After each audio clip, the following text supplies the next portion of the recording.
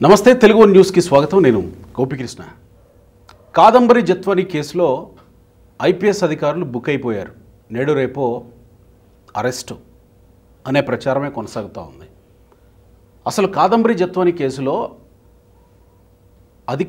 విచారణ అధికారిని నియమించిన తర్వాత ఆ కేసు ఎంతవరకు వచ్చింది, ప్రస్తుతానికి ఏం నడుస్తుంది, కాదంబరి జత్వాని ఈరోజు కూడా పోలీస్ స్టేషన్కి వెళ్ళొచ్చారు, ఏం జరుగుతుంది, కాదంబరి జత్వాని కేసులో నిజంగానే ఆ ఐపీఎస్ అధికారులకు శిక్ష పడబోతుందా లేదా అప్రూవర్గా మారారు అని చెప్తున్న అంతవరకే పరిమితం అవుతుందా? కాదంబరి జత్వాని కేసు విషయంలో ఒకవైపు ఇంత ఇష్యూ జరిగిందని తనే మీడియా ముందుకు వచ్చి కన్నీళ్లు పెట్టుకుని చెప్తూ ఉంటే ఎందుకు సాక్షి మీడియా, సాక్షి పేపరు ఆ స్థాయిలో కాదంబరి జత్వానీని ఇంకోలా చిత్రీకరించే ప్రయత్నం చేస్తూ ఉన్నారు? ఈ ఎపిసోడ్లో ఇప్పటి వరకు ఎక్కడి వరకు వచ్చారు పోలీసు అధికారులు? ఈ ఎపిసోడ్లో అధికారుల పేర్లు వినిపిస్తున్నటువంటి పోలీసు అధికారులకి నిజంగానే శిక్ష పడుతుందా? అసలు సూత్రధారుల వరకు, అంటే ఒక కీలకమైనటువంటి సలహాదారు పేరు వినపడతా ఉన్నాయి, అక్కడి వరకు వెళ్ళదా? అసలు ఏం జరుగుతుంది? మా ఇన్పుట్ ఎడిటర్ సుభాకర్ గారు హైదరాబాద్ స్టూడియోకి వచ్చారు, వారితో మాట్లాడదాం. సుభాకర్ గారు, వెల్కమ్. కాదంబరి జత్వాని కేసు దాదాపు 2 నెలలుగా కొనసాగుతున్నటువంటి కేసు. మీరు కూడా సబ్స్టాన్షియల్ ఎవిడెన్సెస్ ఎక్కడెక్కడ ఉన్నాయో వెతికి వినిపించినటువంటి పేర్లన్నింటి మీద పరిశోధన చేస్తున్నారు. ఈ విషయంలో ఆ ఎన్టీపీసీ గెస్ట్ హౌస్ విషయంలో కూడా వెళ్ళి ఉన్నారు. ఆ పేరు వినిపించింది కాబట్టి మొదటి నుంచి చూస్తూ ఉన్నారు. కొంతమంది పోలీసు అధికారులు అప్రూవర్గా మారారు. వీళ్ళు ఫ్లైట్ బుక్ చేసినటువంటి డేట్స్ ఇవన్నీ బయటకు వచ్చాయి, కేసు పెట్టినటువంటి డేట్స్ బయటకు వచ్చాయి, ఆమె చెప్తున్న ఎవిడెన్సెస్ కొన్ని ఉన్నాయి. సో ఈ క్రమంలో నేడో రేపో ఐపీఎస్ అధికారులు ఎవరి పేర్లు అయితే వినబడుతున్నాయో వాళ్ళని అరెస్ట్ చేసే అవకాశం ఉంది. ఇది క్యాట్ ఏం తీసుకుంటుంది, డిఓపీటీకి పంపిస్తారా, ఇంత దూరం వెళ్ళిపోయింది చర్చ. అంత దూరం మాట్లాడుకోవాల్సినంత స్థాయిలో కేసు విచారణ జరుగుతుందా? ముందు మనం పోలీసులు నేరస్తులా కాదా అనేది కొన్ని నిమిషాల తర్వాత ఆ చర్చకి వెళ్దాం. ముందు దీన్ని ప్రాథమికంగా చూద్దాం, అసలు దీంట్లో ఉన్న వాస్తవ పరిస్థితులు ఏంటి అనేదాన్ని. అన్నం ఉడికింది అని తెలుసుకోవటానికి మొత్తం అన్నాన్ని పిసుకవసలేదు కదా, ఒక మెతుకుని పట్టుకుని ఎట్లా అంటే అది ఉడికిందా లేదా అనేది. అలాగే మీరు గడిచిన 12-13 రోజుల నుంచి వరుసగా సాక్షి పేపర్ చూస్తే, సాక్షి పేపర్ అధినేత సాక్షాత్తు ఒక మహిళ, ప్లస్ ఆవిడ 2 ఆడపిల్లలకి తల్లి. ఇంకొక ఆడకూతురు గురించి హనీ ట్రాప్, వలపు వల అని చాలా హేయంగా, చాలా దుర్మార్గంగా ఆవిడ ఒక బజారు స్త్రీ అనే స్థాయికి పత్రిక పరమావధి, పత్రిక ప్రయోజనం, హక్కుల్ని, ప్రజా ప్రయోజనాన్ని కాపాడాల్సిన ఒక పత్రిక, రాష్ట్రంగాని రాష్ట్రం ఒక ఆడగూతురు, సాక్షి ఆవిడ పట్ల ఎందుకు ఆ స్థాయిలో వ్యక్తిగతంగా విషయం చెబుతుంది? చంద్రబాబు నాయుడునో, లోకేష్నో, పవన్ కళ్యాణ్నో వార్తలు రాస్తున్నారు అని అంటే రాజకీయ ప్రత్యర్థులు కాబట్టి, ఆ రాజకీయ ప్రత్యర్థి అనే పదం దాటి వ్యక్తిగత ప్రత్యర్థిలాగా అయిపోయింది. వాళ్ళ పేపర్ కాబట్టి వాళ్ళు రాస్తున్నారు, అలా రాయటం కోసం నిత్యం అబద్ధాలని విషయం చేయటానికి ఏముంది అనేది అనుకోవచ్చు. అది ఎప్పుడు కూడా ఒక రాజకీయ నాయకుడు పత్రిక ప్రజా ప్రయోజనాలను కాపాడుద్ది అనేది ఆ భ్రమలు ఎవరికి లేవు. రాజకీయ పార్టీని నడిపేవాళ్ళు టీవీ వన్ రావటం లేదా పత్రిక నడపటం, దాని నుంచి ఏం ఆశిస్తాం మనం? ఆ పత్రిక నుంచి ప్రభుత్వ వ్యతిరేక వార్తలు, సాక్షి యాజమాన్యం శ్రీమతి భారతీరెడ్డి 5 సంవత్సరాల జగన్మోహన్ రెడ్డి పాలనపై ఒక్క నెగిటివ్ వార్త రాసిన సందర్భం ఉందా?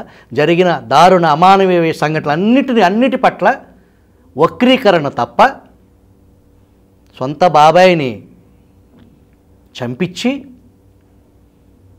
అది గుండెపోటని కాదు, నారాసుర రక్త చరిత్రను రాపిచ్చి చంద్రబాబు నాయుడు లైఫ్ సైజ్ బొమ్మేసి చేతిలో ఒక దారుణమైన వేట కొడవల టైపు కత్తి పెట్టి అంతలాగా అచ్చేసి ఊరు వాడ చంద్రబాబు నాయుడు శిబిరం చంద్రబాబు నాయుడు కొడుకు రాజారెడ్డిని చంపించింది, రాజశేఖర రెడ్డి చంపించింది, ఇప్పుడు వివేకం చంపించింది కూడా చంద్రబాబు అనే స్థాయికి బరిదెగించి మాట్లాడారు.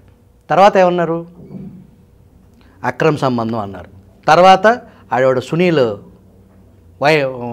వైఫ్నో ఎవరినో ఆ ఇంట్లో స్త్రీని లైంగికంగా వివేకానంద రెడ్డి తల్లి దస్తగిరి వేధించాడు. ఇవన్నీ రకరకాల లాజిక్లు పెట్టి తర్వాత ఆస్తి సెటిల్మెంట్ వ్యవహారం అన్నారు. ఆఖరికి సొంత కూతురే ఇన్వాల్వ్ అయి ఉంది, అల్లుడు కూతురే చంపారు అనేది మళ్ళీ వాళ్ళే రకరకాలుగా. ఈ అమ్మాయి సరే అవన్నీ రాజకీయ ప్రేరేపితం, రాజకీయ రక్షణ కోసం ప్రజలను ఏదో ఏమరుద్దామని చెప్పేసి రాశారు అని అనుకుందాం. అది రాజకీయ అవసరం వాళ్ళకి, నీతి నియమంతో పని లేదు కాబట్టి. ఒక ఆడపిల్ల, ఈ రాష్ట్రానికి సంబంధించిన ఆడపిల్ల కాదు, బయట అమ్మాయి. ఆ అమ్మాయి నాకు ఇది జరిగింది అని చెబుతుంది. కేసు విచారణ దశలో ఉంది. సాక్షి ఎందుకు జడ్జి అయింది? సాక్షి పత్రికకి అంత తొందర ఎందుకు వచ్చింది? ఒక ఆడపిల్ల శీలాన్ని సరే ఆ అమ్మాయి హనీ ట్రాపే చేసింది, ఎవరిని చేసింది? ఆ చేసిన వాళ్ళు కంప్లైంట్ ఇస్తారు కదా. పోనీ ఆ కేసు వివరాలు ఏమైనా పబ్లిష్ చేశారా? ఆ అమ్మాయి గతం అత్యంత దారుణం, దుర్మార్గం అని చెప్పేసి ఆ అమ్మాయి ఒక విలను, సభ్య సమాజం అసలు తలదించుకునే పరిస్థితి ఆ అమ్మాయి క్యారెక్టర్ అనేది రాశారు. సరే మీరు రాసిందే నిజం అనుకుందాం కాసేపు, అయినా కూడా ఆ అమ్మాయికి హక్కులు ఉంటాయి కదా. ప్రాథమిక హక్కులు ఎవరికైనా ఒకటే కదా. అవును, ఈవెన్ హంతకులకే హక్కులు ఉన్నాయి. అవును కదా. కూనీ చేసి జైలుకి వెళ్తే వాడికి కూడా హక్కులు ఉన్నాయి అక్కడ జైల్లో. వాడి తరపున వాదించే వాళ్ళు కూడా ఉన్నారు, వాదించే వాళ్ళు ఉన్నారు, బయటకు తీసుకొచ్చే వాళ్ళు ఉన్నారు, వాడికి లోపల హక్కులు ఉన్నాయి. అట్లాగే ఈ అమ్మాయికి కూడా హక్కులు ఉన్నాయి కదా. భారతి చెప్పింది నిజం అనుకుందాం, ఇక్కడ జరిగిన దాని మీద కదా మాట్లాడాల్సింది. ఆ అమ్మాయిని అంతలాగా విషం చిమ్మాల్సిన అవసరం ఏంటి అనే దగ్గరే అక్కడ ఫ్లా ఉంది, అక్కడ దారుణం జరిగింది. సాక్షి ఏ లెవెల్కి పూసుకుంటే దాన్ని మనం ఎలా అర్థం చేసుకోవాలి? సాక్షికి అంత దురదేంటి? ఫ్రంట్ పేజీలో పుంకాలుగా వచ్చేయాల్సిన అవసరం, ఒక ఆడపిల్ల మీద విషయం చిమ్మాల్సిన అవసరం అధికారులు తప్పు చేసుకుంటే వాళ్ళు పోతారు. ఇన్వెస్టిగేషన్లో అది ఎవరి దాకా వస్తుందని? సజ్జల పేరు వినిపిస్తుంది, సజ్జల మాట్లాడాడని. సజ్జలకేను పారిశ్రామికవేత్త జిందాల్కి సంబంధాలు ఉంటాయా? అదే జిందాల్ ఉత్తుత్తి ఉక్కు కర్మాగారం శంకుస్థాపనకి కడప వచ్చినప్పుడు అది ఉత్తుత్తి ఉక్కే కదా. అది అయిందా సచ్చిందా? శంకుస్థాపన అదొక డ్రామా, అదొక కార్యక్రమం, 4వ శంకుస్థాపన. దానికి గవర్నమెంట్ డబ్బులు తగలబెట్టి ప్రజాధనాన్ని మన సొమ్మును తగలబెట్టి అక్కడ జిందాల్ని పిలిపించి స్టార్ట్ చేశారు. దాంట్లో ఆ సభలో ఏమన్నాడు Jindal? Rajasekhar Reddy is my closest friend. ఆయన చెప్పారు మా అబ్బాయిని తీసుకెళ్ళి కొంచెం వ్యాపారం మెళుకువలు నేర్పించండి అని. ఆ రోజు రాజశేఖర్ రెడ్డి చెప్పాడు మా అబ్బాయికి వ్యాపారం మెళుకులు. ఇప్పుడు జిందాల్ లాంటి వాళ్ళకే భార్యాభర్తలు వ్యాపారం మెళుకులు నేర్పుతారు. ఎందుకంటే ఓవర్ నైట్ వేల కోట్లు ఎలా సంపాదించవచ్చు అనేది ప్రపంచ స్థాయి విశ్వవిద్యాలయాలు ఇది కేస్ స్టడీ. రాజశేఖర రెడ్డి చెప్పారంట ఆ రోజు జిందాల్కి మా అబ్బాయికి వ్యాపార మెళకువలు నేర్పమని. దాన్ని దృష్టిలో పెట్టుకుని ఈయన బాంబే వచ్చారంట. మా ఆఫీస్కి వచ్చారు జగన్మోహన్ రెడ్డి, నన్ను కలిశారు. అప్పుడు ఇది 15-16 సంవత్సరాల క్రితం, ఈజ్ వెరీ యంగ్ బాయ్ అని చెప్పి ఆనాటి ముఖ్యమంత్రి వేదిక మీద ఉండగానే జిందాల్ సెలవిచ్చారు. అంటే దీని అర్థం ఏంటి? రాజశేఖర రెడ్డి టైం నుంచి జిందాల్ ఫ్యామిలీతో, జిందాల్ ఎండీతో వీళ్ళకి సంబంధాలు ఉన్నాయి, సజ్జన్ జిందాల్తో. అది ప్రూవెన్ కదా. అట్లా దీంట్లో ఇది హై ప్రొఫైల్. అటు ఒక ప్రముఖ పారిశ్రామికవేత్త, తండ్రి గతంలో ఎంపీ, తమ్ముడు ప్రజెంట్ బీజేపీ ఎంపీ, అత్యంత సంపన్న శక్తివంతమైన వ్యాపార దిగ్గజం. టాప్ 10లోనో 50లోనో జిందాల్ కూడా ఒకళ్ళు ఈ భారతదేశంలో. మహారాష్ట్రలో ఆ అమ్మాయికి కేసు ఏం పెట్టింది, అక్కడ జిందాలు ఉన్నాడా, ఇంకోహళ్ళు ఉన్నారా మనకు అనవసరం. అక్కడ కేసు, అక్కడ న్యాయస్థానం, అక్కడ పోలీసులు, అక్కడ ఆవిడ న్యాయ పోరాటం చేసుకుంటుంది. ఇక్కడికి ఆ అమ్మాయిని ఎందుకు తీసుకొచ్చారు, ఏ కేసులో తీసుకొచ్చారు? నిరాధారమైన ఒక తప్పుడు ఫ్యాబ్రికేటెడ్ డాక్యుమెంట్స్ వీళ్ళే క్రియేట్ చేసి కుక్కల నాగేశ్వరరావు సన్, ఆ కుక్కల సన్ క్రియేట్ చేసి నిరాధారంగా ఎవరైతే 5 లక్షలు మేము ఇచ్చాము, మాకు అగ్రిమెంట్ రాసింది ఆ అమ్మాయి అని ఎవరైతే అన్నారో ఆ కంప్లైంట్స్ వాళ్ళు, మేము అటువంటి గొడవే లేదు, అసలు ఆ అమ్మాయి ఎవరో మాకు తెలియదు, మా ఆధార్ కార్డులు తిరుమల దర్శనానికి కావాలంటే ఇవ్వమంటే ఇచ్చాము, వాటిని ఇలా చేశారని చెప్పేసి వాళ్ళు కూచిపూడి పోలీస్ స్టేషన్లో కంప్లైంట్ ఇచ్చారు. విజయవాడ పోలీస్ కమిషనర్ దగ్గరికి వచ్చి ఎవరైతే స్రవంతి రాయ్ ఇన్వెస్టిగేటివ్ ఆఫీసర్ ఉందో ఈ కేసుకు సంబంధించి ఆవిడ ముందు వీళ్ళు స్టేట్మెంట్ కూడా ఆన్ రికార్డ్ చెప్పారు ఆ విషయాన్ని. అంటే అక్కడ ఒక తప్పుడు కేసుతో మీరు ఇదే కేసు ఇట్లాగే మీకు వ్యక్తిగతంగా మీకు ఎవరన్నా ఇదే మోసం చేశారని మీరు పోలీస్ స్టేషన్కి వెళ్తే ఇది సివిల్ కేసు దొబ్బేయమంటారు. లేదు మీరు ఇన్ఫ్లుయెన్స్ చేశారు, రికమెండేషన్ చేశారు, ఒక ఎస్ఐ వెళ్తాడు, మీకు బాగా ఏదైనా ఇన్ఫ్లుయెన్స్ ఉండి పొలిటికల్ ఇన్ఫ్లుయెన్స్ కాదు ఇది చూడాలి, ఇది మోసం కేసు వ్యవహారం, ఇది పెట్టాలి, ఫోర్జరీ మోసం అని ఏదన్నా 4-5 సెక్షన్స్ పెట్టించే ఇన్ఫ్లుయెన్స్ చేయించే పరిస్థితి మీ దగ్గర ఉండి, లేదు కోర్టుకి వెళ్ళి మీరు పోలీస్ స్టేషన్కి వెళ్ళినా కంప్లైంట్ తీసుకోవట్లా, మీకు రాజకీయ పలుకుబడి లేదు, మీకు థర్డ్ ఆప్షన్ కోర్టుకి వెళ్ళి అయ్యా నేను కంప్లైంట్ ఇస్తాను తీసుకోవట్లేదు అని మీరు కోర్టుకి వెళ్తే కోర్టు డైరెక్ట్ చేస్తుంది, ముందు కేసు కట్టండి, కేసు కట్టి విచారణ చేయండి అని కోర్టు చెప్పినా కూడా వెళ్ళేది ఐఓగా, ఇన్వెస్టిగేటివ్ ఆఫీసర్గా ఎస్ఐ స్థాయి అధికారి మాత్రమే వెళ్ళదగిన కేసు. ఐపీఎస్లు ఎందుకు వెళ్ళారు, ఎవరి కోసం వెళ్ళారు, ఎవరి ప్రాపకం కోసం, ఎవరు చెబితే వెళ్ళారు? ఐపీఎస్లు డీల్ చేసే కేసు ఇది. అవును కదా. మన ఇంటర్వ్యూలో రఘురామకృష్ణంరాజు ఉండి శాసనసభ్యులు జత్వానిని నగ్నంగా కూడా ఈ ఆఫీసర్స్ వీడియోలు తీశారు అనేది ఆయన మన ఇంటర్వ్యూలో ఒక సంచలన ఆరోపణ చేశాడు. ఒకవేళ ఆయనకున్న ఇన్పుట్స్, త్రిబుల్-ఆర్ కొన్న ఇన్పుట్స్ నిజమై అట్లాంటి సంఘటన జరిగి ఉంటే అంతకంటే అమానవీయ సంఘటన ఈ భారతదేశంలో నిన్నగాక మొన్న బెంగాల్లో ఒక డాక్టర్ని మానభంగం చేసి చంపేశారు. ఈ అమ్మాయికి అట్లాంటి పరిస్థితి కనుక జరిగి ఉండాల్సి వస్తే ఈ అమ్మాయి అనుక్షణం బ్రతికున్న ప్రతి క్షణం నరకమే కదా ఒక మహిళకి. నైతికంగా అంటే ప్రత్యక్షంగా భౌతికంగా చేయకపోయినా ఇలా మాట్లాడుతూ ఇలా రాస్తూ మీరన్నట్టు ట్రిపుల్-ఆర్ చెప్పినట్టు నగ్నంగా అలా చేసి ఉంటే గనక ఇది కూడా ఒక రకంగా అలాంటిదే అనుకోవచ్చు కదా. అలాంటిదే అనుకోవటం ఏంటి, అలాంటిదే వాళ్ళ మీద ఇప్పుడు ఏదైతే సెక్షన్స్ పెడుతున్నారో, ఏదైతే కేసు ఏ రకంగా వెళ్తుంది ఇన్వెస్టిగేషను, దాంట్లో ఎవరైతే ఇన్వాల్వ్ అయిన ఆఫీసర్సే అప్రూవర్గా మారే పరిస్థితి, వాళ్ళు చేయమంటేనే చేసాము లాంటి వార్తలు వస్తున్నాయి. అది ఎంతవరకు వెళ్తుంది ఏంటి అనే దాంట్లో ఈ తరహా సెక్షన్స్ కూడా, నిర్భయ యాక్ట్ కూడా వాళ్ళ మీద పెట్టాల్సిన అవసరం ఎంతైనా ఉంది. I am right are not?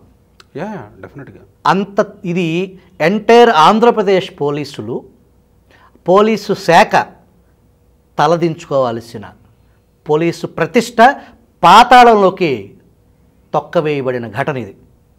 అంతకు ముందెన్నడూ కింద స్థాయి ఒక కానిస్టేబుల్, ఎస్ఐ స్థాయో తప్పు చేస్తే పై అధికారులు ఐపీఎస్ చదువుకుని వెల్ ట్రైన్డ్ అయ్యి శాంతి భద్రతలను కాపాడుతాము, ధర్మానికి కట్టుబడి ఉంటాము అని చెప్పి ప్రమాణం చేసి ప్రజలు కట్టిన పన్నులతో ట్రైనింగ్ తీసుకుని లక్షల్లో జీతాలు తీసుకుని అనేక ఫెసిలిటీస్ అనుభవిస్తూ మీరు చేసేది. ఎవరు చేస్తారు ఈ పనులు? రౌడీలు, గోండాలు, కూనీకోర్లు, హంతకులు, అత్యాచారాలు చేసే బ్యాక్గ్రౌండ్ ఉన్నోళ్ళు, సిక్ పీపుల్, సైకోలు, శాడిస్టులు, వాళ్ళు కదా చేసేది ఈ పనులు. కాకి యూనిఫామ్ వేసుకుని ఒక పొలిటీషియన్ చెప్పాడని చెప్పేసి బరి తెగించి గీతలన్నీ చెరిపేసి ఈ రాష్ట్రానికి ఈ ప్రాంతానికి సంబంధం లేని ఒక ఆడపిల్లని ఇక్కడికి తీసుకొచ్చి ఇంత దమనకాండ చేస్తారా? దాన్ని సమర్థించుకోవటం కోసం పుంకాలుగా రాయలేని చదవకూడని భాషలో వచ్చేస్తారా? కనీసం మానవత్వం ఉందా? సిగ్గు అనిపించట్లా? ఒక ఆడపిల్ల మీద మన ప్రతాపం, ఒక ఆడపిల్ల మీద మనం చూపించేది మన అధికారాన్ని అని చెప్పి. సజ్జన్ జిందాల్ కోసం జగన్మోహన్ రెడ్డి ఇంత చేయాల్సి వచ్చినప్పుడు ఆయన తమ్ముడు లేదా ఆయన తండ్రి ఎంపీలుగా చేసినటువంటి వాళ్ళు సజ్జన్ జిందాల్కి కూడా స్వతహాగా తను ఇన్ఫ్లుయెన్స్ చేయగలిగిన పరిస్థితుల్లోనే ఉంటాడు కదా. ఆంధ్రప్రదేశ్ ప్రభుత్వ సహాయం ఎందుకు కోరి ఉంటాడు సజ్జన్ జిందాల్? ఇక్కడ నాట్ ఓన్లీ ఆంధ్రప్రదేశ్, ఆ అమ్మాయిని దారిలోకి తీసుకురావడం కోసం ఏ రకరకాల రాష్ట్రాల్లో కూడా ఆ అమ్మాయి స్వయంగా ఓకే మన జర్నలిస్ట్ మూర్తి ఇంటర్వ్యూలో ఆ అమ్మాయి నేను ఒక సాధారణ ఒక మిడిల్ క్లాస్ ఒక ఆడపిల్లని దేశంతో పోరాటం రాజ్యాంగ శక్తులతో పోరాటం ఒక రాష్ట్రం కాదు పలు రాష్ట్రాల్లో అని చెప్పేసి చెప్పింది ఆ అమ్మాయి. ఓకే ఓకే ఎక్కడెక్కడ దొరుకుతుంది, ఎక్కడైతే జిందాల్ కుటుంబానికి జిందాల్కి వ్యక్తిగత సంబంధాలు ఉన్న గవర్నమెంట్కి సంబంధించి ఆ కేసులు వాళ్ళు ఇప్పుడు రాజు తలుసుకుంటే ఎఫ్ఐఆర్లు కొదవా ఎత్తుకొత్తం కొదవా?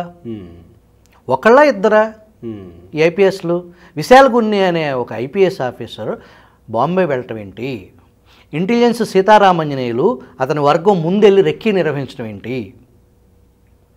వీళ్ళు అక్కడ హోటల్లో దిగటువంటి స్టార్ హోటల్లో ఆ హోటల్కి సంబంధించిన కార్లు, ఆ స్టార్ హోటల్స్ డ్రైవర్స్కి ఆ హోటల్ డ్రెస్సు, దానికి ఆ నేము, బ్యాడ్జెస్ ఉంటాయి.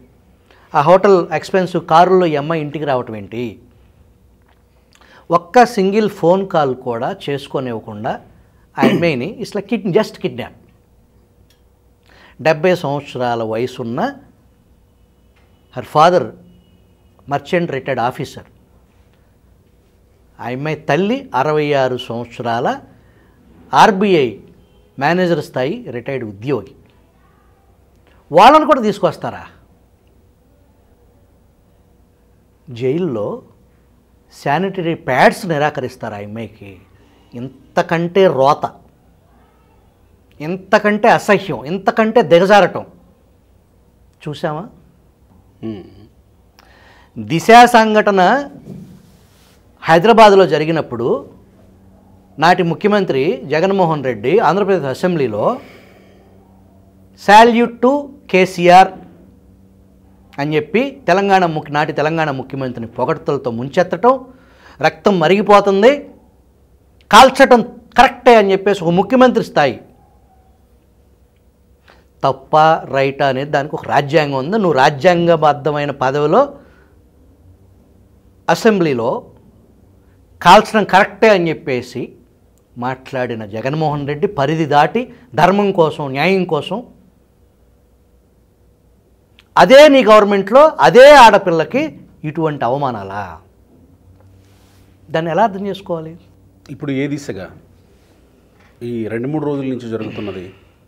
1వ తేదీనే ఫ్లైట్ బుక్ చేసుకున్నారు, 2వ తేదీ కేసు నమోదయ్యింది, 2వ తేదీ మధ్యాహ్నానికి ఫ్లైట్ ఎక్కి ముంబైకి వెళ్ళిపోయారు ఇదే ఐపీఎస్ అధికారులు. వాళ్ళ మీద చర్యల దిశగానే వెళుతుంది విచారణ అని అనుకోవచ్చా? 2వ తారీఖు సాయంత్రం 6:30 కంప్లైంట్ రావటం, ఎఫ్ఐఆర్లో కూడా అదే సమయం వేసేసారు 6:30. 6:30 ఫిర్యాదు రావటం, 6:30 కేసు కట్టేయటం. Super police, Jaganmohan Reddy police super police. Minimum basic enquiry చేసే టైం కూడా అడగలేదు. కంప్లైంట్ తీసుకోవటం, ఎఫ్ఐఆర్ వేసేయటం. ఇక్కడ ఎఫ్ఐఆర్ రెడీ అవుతూ ఉంటుంది. ఆ ఎఫ్ఐఆర్ కట్టే పెన్ను ఇంకు తడారక ముందే అక్కడ విమానంలో కూర్చుంటారు వాళ్ళు. ఒక ఆడపిల్లకి అన్యాయం జరిగిందని జగన్మోహన్ రెడ్డి న్యాయం చేయటం కోసం, దేశంలో ఉన్న ఒక ప్రముఖ పారిశ్రామికవేత్తకి న్యాయం చేయటం కోసం ఒక ఆడపిల్లని పట్టుకోవటానికి జరిగిన తంతు ఇది. కుక్కల విద్యాసాగర్ కదా ఇక్కడ ఫిర్యాదుదారుడు. ఫ్యాబ్రికేటెడ్ కదా. కుక్కల విద్యాసాగర్ ఎవరు? ఈ ఎంటైర్ స్టోరీలో ఒక బఫూన్ క్యారెక్టర్. హ్మ్. వాళ్ళు గ్రౌండ్ కోసం ఆ అమ్మాయికి న్యూడ్ ఫొటోస్ పంపించడం, న్యూడ్ వీడియో కాల్స్ చేయటం. సేమ్ స్కూల్, వాడు కాదు వీడు కాదు, జగన్మోహన్ రెడ్డి కోసం పనిచేసేవాళ్ళు, జగన్మోహన్ రెడ్డి వీరాభిమానులు, జగన్మోహన్ రెడ్డి పార్టీలో కీలక స్థానాల్లో పదవులు అంచెలంచెలుగా కాదు, ఒక్కసారే మినిస్టర్ అవ్వాలన్నా ఇంకే పెద్ద పెద్ద పదవులు, చైర్మన్ గిరీలు, లేదా దోసు తినడానికి అవకాశాలు ఉన్న వాళ్ళకి క్వాలిఫికేషన్ అకాడమిక్స్ కాదు, నేర చరిత్రే. ఎన్ని నేరాలు చేస్తే, ఎన్ని బూతులు తిట్టగలిగితే వాళ్ళకి promotions, immediate promotions. Chandrababu Naidu ఇంటి మీద దాడికి వెళ్ళిన అతనికి ఎమ్మటే మినిస్టర్. బోండా ఉమాని, బుద్దా వెంకన్నని హత్య చేయడానికి ప్రయత్నించిన మాచర్ల, మనం వీడియోస్ చూసాం కదా, పెద్ద బాత్ తీసుకుని మున్సిపల్ చైర్మన్ కట్ చేస్తే మున్సిపల్ చైర్మన్. చంపి డ్రైవర్ని సుబ్రహ్మణ్యాన్ని డోర్ డెలివరీ చేసిన Manyam king, Manyam drug dealer Anantababu MLC hero jail నుంచి బయటకు వస్తే ర్యాలీ, ఎలక్షన్ క్యాంపెయిన్లో జగన్మోహన్ రెడ్డితోనే కలిసి ఎన్నికల ప్రచారం చేశాడు. కనీస వెరపు, సిగ్గు, మానవత్వం అన్నీ ఇడిచేసి నేను చెప్పిందే నిజం, నేను చెప్పింది సాక్షిలో రాసింది జనాలు నమ్ముతారు. ఇది మరి శిక్షల విషయానికి వచ్చేసరికి నిందాక అన్నట్టు దొరికిపోయారు ఐపీఎస్లు, ఇలా ఒక్కొక్కటి ఎవిడెన్సెస్ బయటకు వస్తున్నాయి, విచారణ ఇంత వేగంగా సాగుతూ ఉంది. ఈరోజు కూడా ఆమె ఇబ్రహీంపట్నం పోలీస్ స్టేషన్కి వెళ్ళినట్టున్నారు. ఏ దిశగా ఐపీఎస్ల వరకు వెళుతుందా? అప్రూవర్గా మారిన పోలీస్ అధికారులు, కింది స్థాయి పోలీస్ అధికారులు ఐపీఎస్ల పేర్లు చెప్తారా, లేదా ఐపీఎస్ల వెనకున్న ఇంకెవరైనా పేరు కూడా బయటకు వచ్చే అవకాశం ఉందా? ప్రస్తుతానికి ఒకళ్ళిద్దరిని సస్పెండ్ చేశారని మనకు అందుతుంది వార్త. అయితే దీంట్లో అప్రూవర్ సంగతి ఏంటి అనేది పూర్తి స్థాయిలో తేలాల్సి ఉంది. ఓకే, మీరు సాక్షిని అబ్జర్వ్ చేస్తే నేరం చేసిన వాళ్ళని కాపాడటానికి సాక్షి ప్రయత్నం చేస్తుంది. సాక్షి రాతలో మీరు నిశ్చితంగా గమనిస్తే చట్ట ప్రకారం కోర్టు అనుమతితో అని చెప్పేసి 1కి 10 సార్లు సాక్షిలో రాతలు ఉన్నాయి. దాని అర్థం ఏంటంటే ఈ కేసులో పూర్తి స్థాయిలో న్యాయం జరిగి ఆమెకు గనక జరిగిన అన్యాయాన్ని పూర్తి స్థాయిలో చట్టం ముందు వీళ్ళని నిలబెట్టాలి అంటే అది ఒక అసాధారణమైన విజయం. చంద్రబాబు ప్రభుత్వ ప్రతిష్ట అమాంతం, కీర్తి శిఖర సమానానికి ఎగబాకి అంత ప్రతిష్ట చంద్రబాబు ప్రభుత్వానికి దక్కిద్ది. ఆ కేసుని పూర్తి స్థాయిలో ఛేదించి ఎవరైతే ఆ ఘటనలో ఇన్వాల్వ్ అయిన సీనియర్ ఐపీఎస్ అధికారులు, అడిషనల్ డీజీ హోదా ఉన్న అధికారులు, నాటి ఇంటెలిజెన్స్ చీఫ్ సీతారామాంజనేయులు, నాటి విజయవాడ పోలీస్ కమిషనర్ కాంతి రాణా తాత, విశాల్ గున్ని, వీళ్ళ ముగ్గురు ఇన్వాల్వ్మెంటు నిరూపించగలిగితే కూటమి ప్రభుత్వం చంద్రబాబు రాజకీయ జీవితంలో, చంద్రబాబు పాలనలో ఇది ఒక మైలురాయి కింద. ఆ అమ్మాయికి న్యాయం కనుక జరిగితే చంద్రబాబు పాలనలో లా అండ్ ఆర్డర్ ఎలా ఉంటుంది అనేదానికి ఇది హయ్యెస్ట్ స్టేక్. దాన్ని పెద్ద స్థాయిలో, దేశంలోనే కాదు ఇది ప్రపంచ స్థాయిలోనే ఒక చర్చ జరిగే అంశంగా నిలిచిపోద్ది ఈ ఘటన, ఆమె గనక న్యాయం జరిగితే. మరి ఆ స్థాయిలో జరుగుతుందని ఊహించగలమా? జిందాల్ తమ్ముడు బీజేపీ ఎంపీ, పొలిటికల్ చరిత్ర ఉంది, వ్యాపారాలు, విస్తరించినటువంటి వ్యాపారాలు, డబ్బు, ఇవన్నీ ఉన్నాయి. దేశంలో ఉన్నటువంటి వ్యవస్థల మీద బోలెడన్ని అనుమానాలు ఉన్నాయి వీటన్నింటికంటే. మరి మీరు అన్నటువంటి ఆ స్థాయిలో ఆమెకి న్యాయం జరుగుతుందని అనుకోగలమా జరుగుతున్న దర్యాప్తును చూసినప్పుడు? మీరు ఏదైతే ఉదహరించిన పార్టీ ఉందో ఆ పార్టీ ట్రాక్ రికార్డ్ తీసుకోండి. గడిచిన 10 సంవత్సరాల మోడీ ప్రభుత్వంలో ఎంతమంది నేరస్తులకి ఎంతమంది ఆర్థిక ఉగ్రవాదులకి, ఎంతమంది ప్రజల సొమ్మును వేల కోట్లు మెక్కేసి దేశం పట్టపగలు దేశం దాటి వెళ్ళిపోయిన వాళ్ళని ఎంతమందిని తీసుకొచ్చి, ఎంతమంది తప్పుడు పనులు చేసిన వాళ్ళని చట్ట ప్రకారం శిక్షించిన ట్రాక్ రికార్డ్. ఇప్పుడు అది వాషింగ్ మెషిన్ వ్యవహారం. నా చొక్కా మీద మరకుంటే అక్కడికి వెళ్ళిపోతే వాళ్ళు ఉతికేసేసి మిస్టర్ క్లీన్ అని చెప్పేసి ఆ కేసులు అక్కడితో ఆగిపోతాయి, పనిచేయవు. మరి జిందాల్ని ఎస్టాబ్లిష్ చేయకపోతే ఐపీఎస్ అధికారుల పాత్ర కూడా ఎస్టాబ్లిష్ అవుతుందా? ఇక్కడ మనం రెండుగా చూడాలి. రెండుగా ఒకవేళ ఓకే దీంట్లో బీజేపీ ఇన్వాల్వ్ అయ్యి జిందాల్ని కాపాడటానికి ప్రయత్నం చేసి జిందాల్ కాపాడబడ్డా కూడా ఐపీఎస్లుని లాక్ చేయవచ్చు. Okay okay. ఇక్కడ మనం మాట్లాడేది ఆమె హక్కుల గురించి. అవును, ఇది తప్పుడు కంప్లైంటు. ఆ జిందాల్ కేసు ఏదో అదేదో వాళ్ళు మహారాష్ట్రలో వాళ్ళు పడతారు ఏదో చూసుకుంటారు. ఒకవేళ జిందాల్ని కూడా జిందాల్ ఇక్కడ నుంచి ఇక్కడ ఏదైతే మొదలైందో అసలు మూలం అక్కడ ఉంది, ఇక్కడ క్లైమాక్స్ ఇచ్చారు. ఈ క్లైమాక్స్ని మళ్ళీ రివైండ్ చేసేసి మళ్ళీ మొదటికెళ్ళి అక్కడ నుంచి జిందాల్ని కూడా ఎత్తుకు రావచ్చు. నేను అదే అంటున్నా, జిందాల్ని కూడా ఎత్తుకు రావచ్చు. వాస్తవానికి అక్కడ దాకా రాదు అనేది అనుమానాలు అందరికీ ఉన్నాయి. జిందాల్ని తీసుకొచ్చి ఇక్కడ బెదవాడ జైల్లోనో రాజమండ్రి జైల్లోనో వేస్తారా అంటే ఖచ్చితంగా వేస్తారు అని ఎవరైనా చెప్పగలుగుతారా? సరే, అది అట్టు ఉంచుదాం. అయినప్పటికీ జిందాల్ కేసు ఎస్టాబ్లిష్ అయినా జిందాల్ వ్యవహారంలో జిందాల్ని దీంట్లోకి లాగి ఆంధ్రప్రదేశ్ పోలీసులు మరీ ఆ లెవెల్కి జిందాల్ని ఇక్కడ తీసుకొస్తారని నేనైతే అనుకోవట్లా. వ్యక్తిగతంగా యాజ్ ఎ ఇన్వెస్టిగేటివ్ జర్నలిస్ట్గా I don't have hope. At the same time Jindal అనేది పార్ట్ 1 ఎపిసోడ్ పక్కన పెడితే ఇక్కడికి వచ్చేటప్పటికి ఇది మనకు పార్ట్ 1. అవును, దీంట్లో ఆ అమ్మాయి హక్కులకి భంగం కలిగింది, అది చాలు వీళ్ళని ఫిక్స్ చేయడానికి. కానీ ఈ కేసులో వాళ్ళు చాలా తెలివిగా చట్టబద్ధంగా అని సాక్షి ఏదైతే రాసిందో కోర్టు సూచన మేరకు కోర్టు డైరెక్షన్లో అక్కడ కోర్టుని ఇన్వాల్వ్ చేశారు. కోర్టు చాలా తెలివిగా ఎఫ్ఐఆర్ రిజిస్టర్ చేశారు, కోర్టులో సబ్మిట్ చేశారు. అక్కడి నుంచి ట్రాన్సిట్ వారెంట్లో ఐమెన్ తీసుకొచ్చారు, సబ్మిట్ మ్యాజిస్ట్రేట్ ముందు హాజరుపరిచారు, రిమాండ్కి పంపించారు. మళ్ళీ ఐమెన్ విచారించాలని చెప్పేసి ఒక 4 రోజుల పాటు కోర్టు అనుమతితోనే బయటకు తీసుకొచ్చారు. ఎంత on record which is IPS officers ఈ కేసులో ఇక్కడిక్కడ ఇన్వాల్వ్ అయ్యారు అనే దానికి సంబంధించి డైరెక్ట్గా కిందోళ్ళు ఎలాగపోతారు. ఇదే కాదు, ఏ కేసులో అయినా సరే జగన్మోహన్ రెడ్డి 5 సంవత్సరాల విధ్వంసకర అమానవీయ పాలనలో ఎవరైతే పరిధి దాటి గీత చెరిపేసి రూల్ ఆఫ్ లా అనే దాన్ని చెరిపేసి బిహేవ్ చేశారో ఆ కింద స్థాయి అధికారులు అందరికీ మూడినట్టే వాస్తవానికి. కానీ ఈ చేపించిన వాళ్ళు ఉంటారే, దాని ఎవిడెన్స్ ఎలా ఎస్టాబ్లిష్ చేస్తారు మీరు? ఫోన్ రికార్డ్ పెడతారా? అవన్నీ ఓరల్.